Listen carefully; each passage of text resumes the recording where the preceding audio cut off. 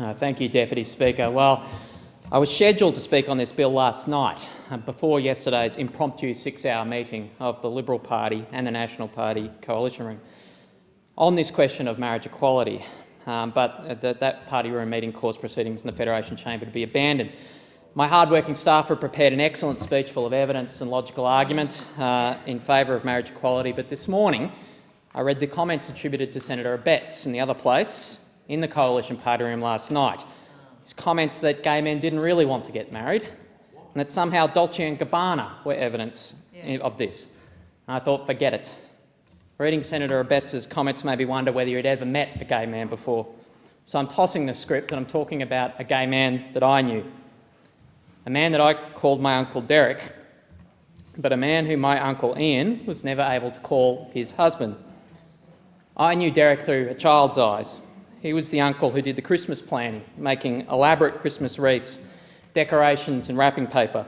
The uncle who was the life of the party, the kind of person that people just wanted to be around. He was particularly good with kids. He would have been a great dad, as his partner Ian has since been to my kids. Looking back, I can never even remember wondering why Derek and Ian were both men. It just seemed normal to me as a kid. And unfortunately, it didn't seem normal to the adults in my family, at least at first. My grandfather in particular, a man I acknowledged in my first speech as being one of the biggest influences in my life, struggled greatly with this.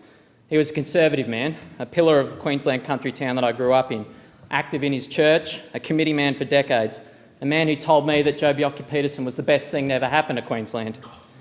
Other members of my family counselled my uncle not to come out to my grandfather. Remember, this is the Queensland of the 1980s, a different place to Australia of today. But he did come out, and it wasn't a smooth process. It was not instant acceptance. People didn't change their firmly held views overnight. But our family took the same journey that so many other Australians have in recent times, a path to acceptance and then love. So slowly, Derek became part of our family. It's a good thing too, as the family had some very difficult times. It's a horrific thing to watch someone die from AIDS. Particularly horrific in the Queensland of the 1980s and 90s. To have to do so not only with the horrors of the illness, but the indignities and horrors of a lack of recognition from the society around you.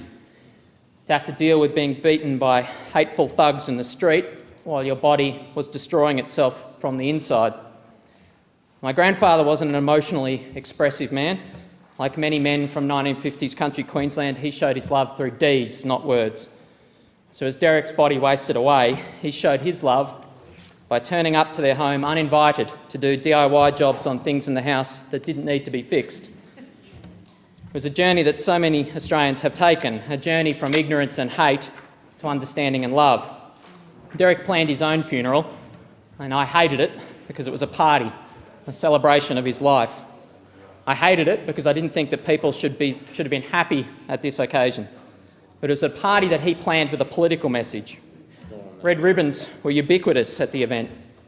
And I know that in light of the last 24 hours, that he would have wanted me to deliver a political message in the chamber here today.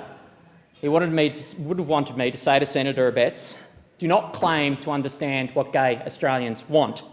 Do not tell them what they do and don't want. Do not use the law to deny them the equal right to choose the same recognition for their relationships as heterosexual couples. People like Senator Abetz and the Prime Minister are rightly viewed as anachronistic jokes on this issue by the majority of Australians. The absurd references to Dolce & Gabbana in yesterday's coalition party room will reinforce this. Believe it or not all gay men are Italian fashion designers.